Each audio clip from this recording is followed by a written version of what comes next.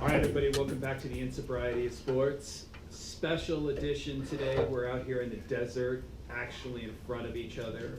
We only have one mic, though, so we are going to have to pass the mic around. But, guys, good to see you all. Goose. Yay. Well, hey! We get to jump into the NFL. What's up, everybody? Your favorite Raider fans? Favorite Raider fan?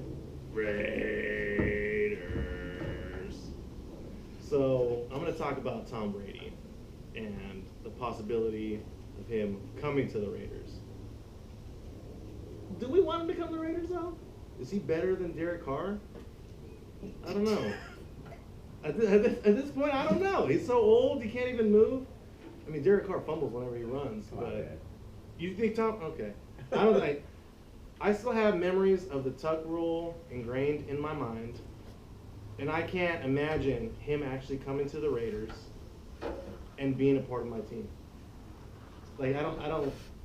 So are you rolling with Derek Carr then, or who else? Yes, I'm rolling with Derek Carr, and I think you should draft somebody. Draft a quarterback. Who here would not take Brady over Carr right now? I mean, come on. I'm taking Brady. I'll take Brady every day of the week. I mean, No. You don't fucking take Brady. He's fucking old. yeah, He's not. He's still better. He's old, but Derek Carr is Derek Carr. I don't know if he's better. Like, what's the what is he gonna do if he comes? Throw passes. Yeah, are they gonna make the playoffs? 3-yard passes. Yeah. Well, I don't know if they're gonna make the playoffs or not. I'm not saying like Tom Brady maybe launches them into the contender status or something like that. But if you're looking at it just a position by position upgrade, like it's a no-brainer. As long as you have the cap space and you're not sacrificing so much that you can't sign guys elsewhere. But why, if you could make the move, he's gonna make them a better team. There's just no doubt in my mind. I don't care if he's 45 years old. Okay. Short term. Okay, I could see him making them a better team, but that's only 2 years. And then what's plan B after him though? You know, what then comes? Why just have a guy for 2 years just to make you better, but probably not anything good? What's the point? The point is that they're in a new arena in Vegas, beautiful, murdered out arena, and they need to make a splash. So they're gonna pay somebody $30 million a year to come be the quarterback, drive those PSLs up, get the tickets going up because they got Brady, draft somebody, whatever. They're the Raiders. They're gonna fuck it up eventually, but at least for 2 years they're gonna sell tickets because they got Brady. Well, I wish we could get just Russell Wilson. Like, I know y'all love him, and I would just love a Russell Wilson. That's some bullshit right there. Anybody who goes into that quarterback spot next year is going to be in a good spot. They've got cap room. They've got space to play. They look like the Niners did a year ago. They're going to make a couple additions. They're going to draft a couple guys. They'll be fine. Fuck the Raiders. No, they're not. I'm pretty sure that if Russell Wilson steps 1 foot in Nevada, he might light on fire because there's so much sin in that city. So true. So true. Any final thoughts? I don't want it to happen. I don't want it to happen just because of Tuck rule. Fuck Tom Brady and what he did to the Raiders. Catapulted the Patriots into their dynasty and then made the Raiders become shit. Oh, remember what we were saying last night about how next year's Raiders playoff run's gonna end? Yes. Next year's playoff run is gonna end. It's gonna become full circle. It's gonna be a Tuck rule play, but because the Tuck rule is gone, it will be called a fumble, and the Raiders will lose and be bounced from the playoffs. Yeah. I will say this: I never thought there'd be a day where I'd root for Richard Sherman. So it's amazing. It's amazing how things can change if the guy gets on your team and actually starts playing well. If Tom Brady comes in there and they are 5-2 and we go into week 8 or something like that, you're gonna be all about it, and just don't even lie to yourself. Don't even pretend like that you're better than that or you hold some sort of long-term grudge like that. Like, you just stop lying. I will dig my heels in right now. I already said I'm never going to that stupid fucking stadium that they're building in the desert, and I'll do it with Tom Brady. Except to watch that soccer match that's gonna open it up. Well, yeah. I will. I will not watch the Raiders play in that stadium. Just fuck them. All right, man. I'm not on this guy's bandwagon. Then I don't root for Richard Sherman. I just don't talk about it. It's just off cards. So. It's just like a hole in that side of the field. Yeah. Just don't throw it that way, so I don't pay attention to it. All right. So what are we moving into now? NBA stuff, Billy. Players Association. All right, so a couple interesting moves for the Warriors this week coming up. One, the most important thing that's happening to them, Steph Curry is returning to the lineup. I think it's a little silly because they're out of it, but ballers want ball, so we gotta let him back in on the court, get some shots up, show us a little taste of what it's gonna be like next year with Wiggins and Curry out there spreading the floor. I'm excited, a little hesitant because I don't want him to get hurt again, but I'm very excited. The other thing I'm really liking that Bob Myers did this last week was he signed the Dragon Bender, which I think is a sleeper move. Yeah. This guy is 22 years old. He could shoot three. He's a big guy.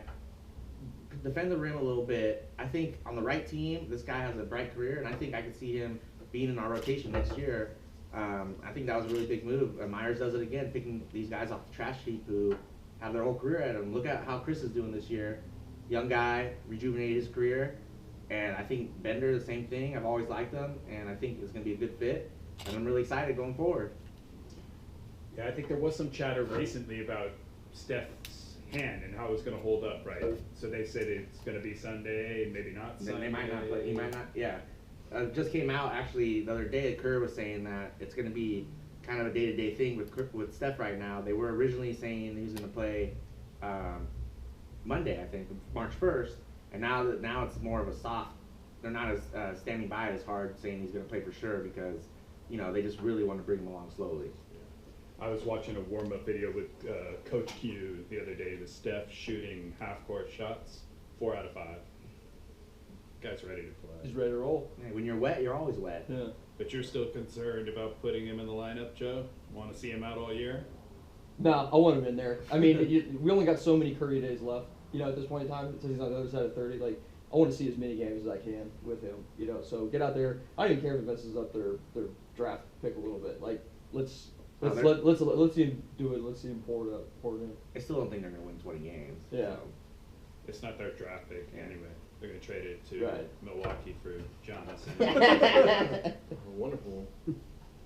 So the other thing that's going on in the NBA right now, and guys, I know you know what's about to happen, but this is going to be FYI for our listeners, the most colossal reverse jinxie moment ever. The Colossus of Clout. But stay tuned. But I would like to bring up the Rockets right now. They are balling out of their mind. Micro ball is what they're calling it. This everybody spread the floor is really opening up Russell Westbrook. I almost said Russell Wilson. Hate both those guys, but That's my fault. Westbrook is balling out of his mind. Triple double machine, slashes to the basket. He's not shooting threes anymore because the space is opened up. Watch out for these Rockets. They're climbing the standings. I could see them making a deep run in the playoffs until Harden fizzles out and they take 27 straight missed threes. But I can see it coming, so I'm on the Rockets bandwagon, everybody. Did anybody else see that happen? Because I did not expect it at all. No, I did not. And Russell's playing. Did I hear right? He's playing center.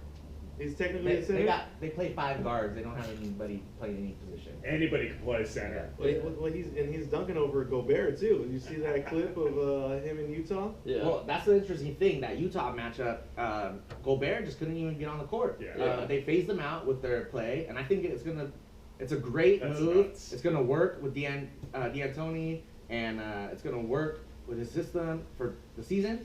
But in the playoffs, I just don't see it working. It just like last season and every season with the Rockets, it's just too much grinding on these little guys guarding these big guys, and they lose their legs, and then they just miss threes. And if they can't hit threes, they can't win. Yeah.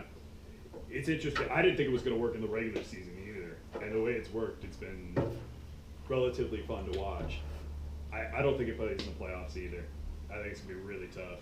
Yeah, first round. If it ended today, they would have Oklahoma City in that first matchup. I think that's a good matchup. That'd be awesome. Yeah, and it would be fun to watch. Oh, yeah. I personally want to see Chris Paul Clippers. versus the Rockets. Yeah. Let's do it. Yeah. I personally want to see Clippers get that spot. Yeah. Have it be Clippers versus OKC, because I want the Clippers out.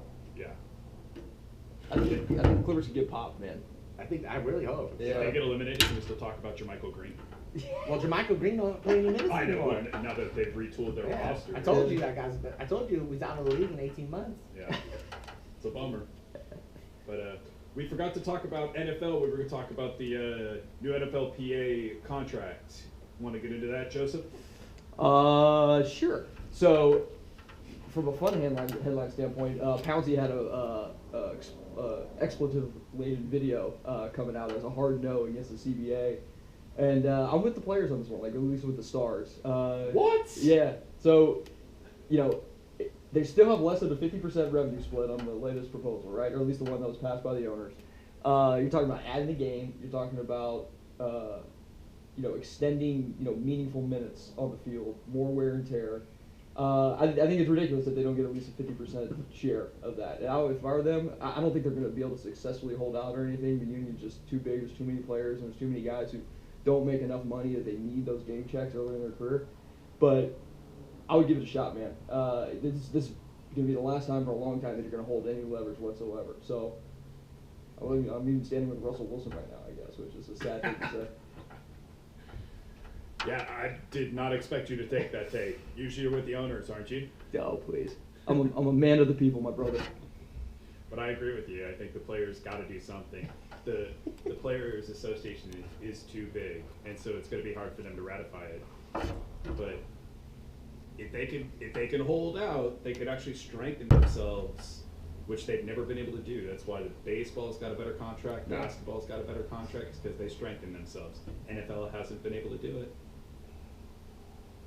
Yeah, I mean, like the Ponzi video, he's like, the veterans in this time, the guys that are making the big cash and already had the big cash, you got to take care of the youngsters that are not making that big cash so you can remain united, and really stick it to the owners and try to get, what they deserve, because really it is, I mean, without them, these owners are nothing. So I'm with the players. Stick it out as long as you can and get whatever you can. Billy, any thoughts? I mean, in theory, I'm with the players, but I'm a realist and, well, a pessimist really. But I just don't see this doing any good. I see a strike coming, and I see the union folding because the majority of the players don't make that much money, 2 to 3 year careers. They're trying to get paid and get out, so missing some games limits their career, limits their income. And guys like Russell Wilson saying, "Oh, we gotta hold strong," or whatever, but he's living up in the swimming pool with all that goodies money from Ciara, so he doesn't need any extra money or anything. He can just chill. Whereas you got these rookies and these guys on their rookie contracts who they need to make money now because they're just next season they could not even play anymore. Yeah. So it's just really, it's a good in theory, but I just think that they're gonna cave. Plus, it's 2,000 guys. Yeah, Just- too many people. it's too many people. Plus, the XFL's coming up, so they got other places to play.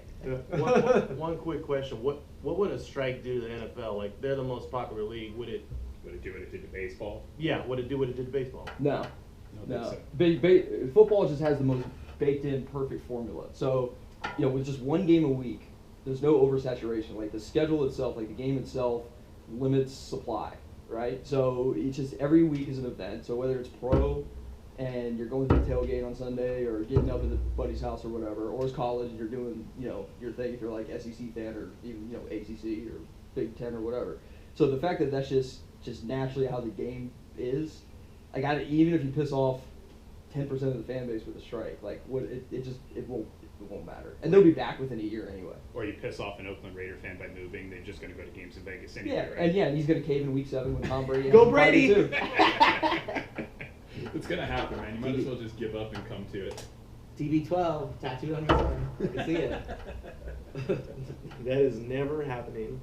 You heard it here first. Never. Never. No. Well, the tattoo. Never say never.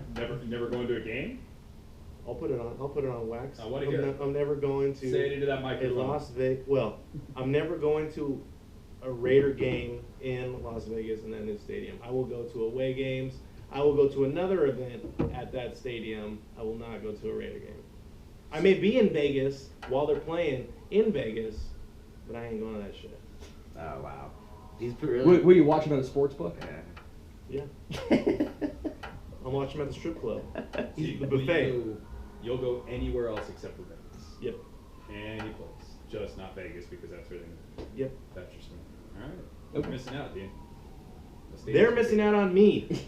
Dude, the stadium's murdered out, man. If that doesn't say King Kong ain't got shit on me.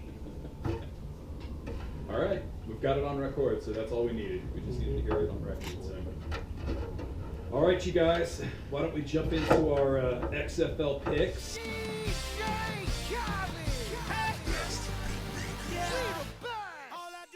We got the LA Wildcats at New York. Billy, this week is screaming home dogs. LA Wildcats are favored by 7 on the road against the Guardians. The Dragons are at St. Louis. St. Louis is a 12-point favorite there. Houston, the Roughnecks, are a 1-point favorite at the Dallas Renegades. And then the DC Defenders, -2.5 at Tampa Bay Vipers.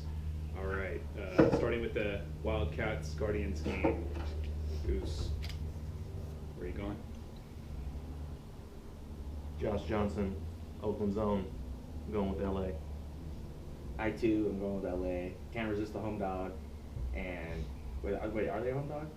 You just said they're No, oh, no, they're not a home dog. Yeah, New York's the New home York's dog. the home Okay. dog. Well, That vaunted New York defense I keep talking about. Hopefully Just I shellacked can everybody. relate to that. Yeah. But anyways, no, Josh Johnson balled last week. Coming out party, they balled. Witten Moss, the coach, he finally got off the bench, and looks like he cashed some of his checks at the bank, and he's doing something now with his life. And he actually coached up that team last week. So I'm looking for Wildcats to have a big win. New York defense, baby. It's got to come through 1 week. It's got to come through 1 week. I'll take the points. Just because they're the Guardians doesn't mean they play defense.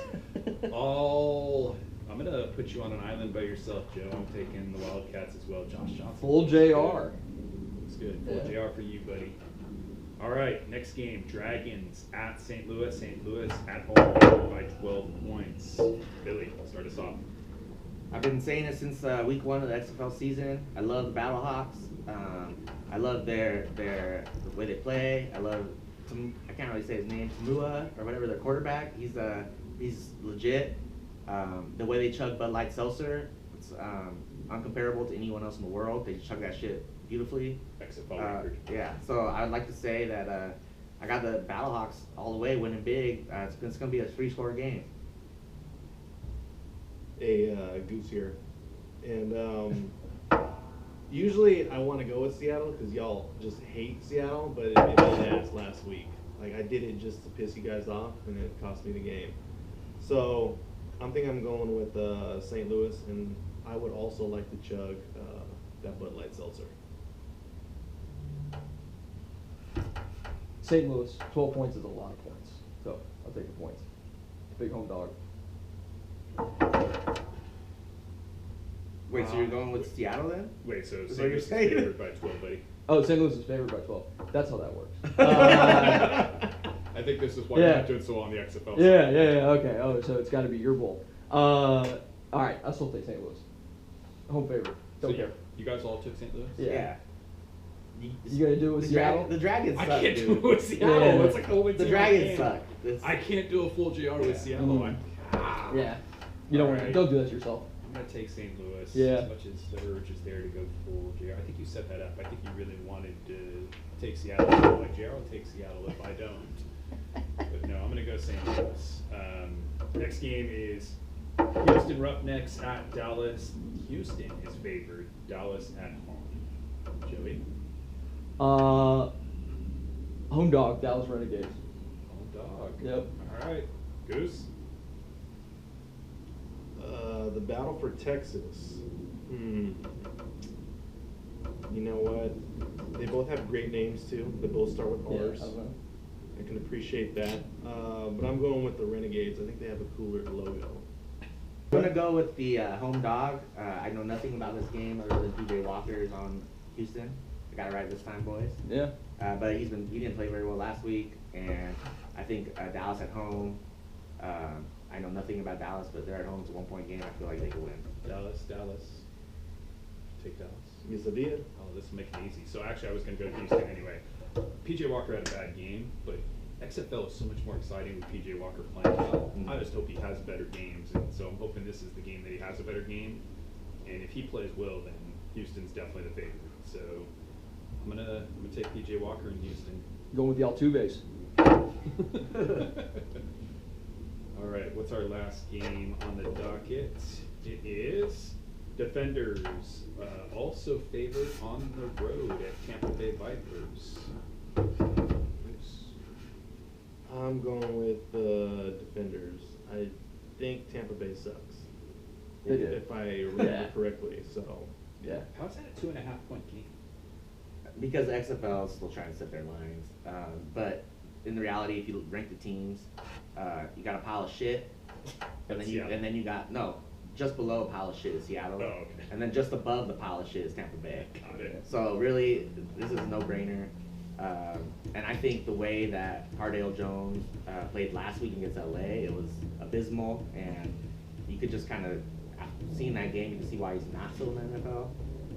But I just can see him having a bounce-back game, and the fact that Tampa sucks is going to help. So they're going to win easily.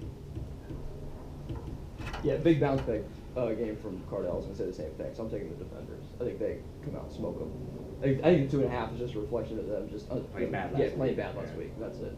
So, Yeah, I feel like you're baiting me again, but I'm not taking the bait. yeah, No, this is DC Defenders. Tampa is terrible. yeah. And I feel like it's like a 3-point bump from like last week's game. Yeah. They should be like a road favorite of like 5.5 or something like that. They gave him the 3 because I they can see played that. like shit last Yeah. week. and maybe this is just the bettors are so inexperienced that the lines go all crazy because they're just trying to keep their money on it. But, Yeah. But this line looks off. This is where you can hopefully, well, I don't know if there's any exposure you can glorify in the XFL at this point. Yeah. I don't have enough information, but Yeah. this is one where I'd sit there and go, okay, I could actually look at betting this with some confidence. I will say though, after 3 weeks of XFL football, it's pretty exciting. It is. It's much better than the first time Yeah. around. The games are exciting. Last week we witnessed the first run back from the weird kickoff rule. It's a fun game to watch, fun product. Is it going to last? I don't know, but it's been fun. All right, we'll see how we do. Well, guys, we got a couple of fun-packed days in front of us, but anything specific you're looking forward to? Steak dinner tonight at 4 p.m. with the old people. Fuck yeah. Nobody else eats dinner at 4 o'clock? Yeah, just hanging out with you knuckleheads. I'm looking forward to drinking a lot of beer and eating steak and hanging out with all of you guys I haven't seen in a while, and fun times. Hopefully draining some more 3-pointers like last night. I almost had a heart attack playing knockout, but I'm the champ right now. Knockout champ. I also want to give a shout out to my boy Carl Schumann and David Ferrazza. How about Love Riley? y'all. In the Riley- audience. Well, Riley's alright. Oh yeah, Riley too. Yeah, Riley's He's always in with the us though. audience. In spirit. So I'm looking forward to going to the ATM later, pulling out some cash and seeing who's going to compete with me on the top golf course. Oh, nice. Anybody in? Yeah, I'm in. Awesome. Oh, I know yeah. you're always in. If it's involved money and gambling, you don't have to say that. Are you guys in? Yeah, I mean, I gambled last night. I won $10 from for something. I forget. David paid me $10 for something, and I won. I took a gamble, and I won. I don't know what it was, but I'm always game. I love how Joey thought I was asking him that question. Joey, you were the one I wasn't asking the question. I was asking these guys that question. But yeah, there's gonna be some friendly wagering going on, some friendly drinking, some friendly partying, and some friendly pranking probably. We've had a good time so far, and stay tuned. Goose, have we sucked you in so far that you'll gamble on Top Golf now? Maybe. Very disappointing, sir, but we'll see if we can punch you in. And one more thing from Arizona, we only got burritos. Yeah, I was just gonna say that. Top golf menu, only burritos. All right, guys, it's been fun. We're back to the regular podcast, but we'll definitely make this an annual thing for sure. We can get out here next year. We'll all bring our mics, so it'll sound a hell of a lot better. Live and learn. Thanks, everybody, for listening. Catch you guys soon.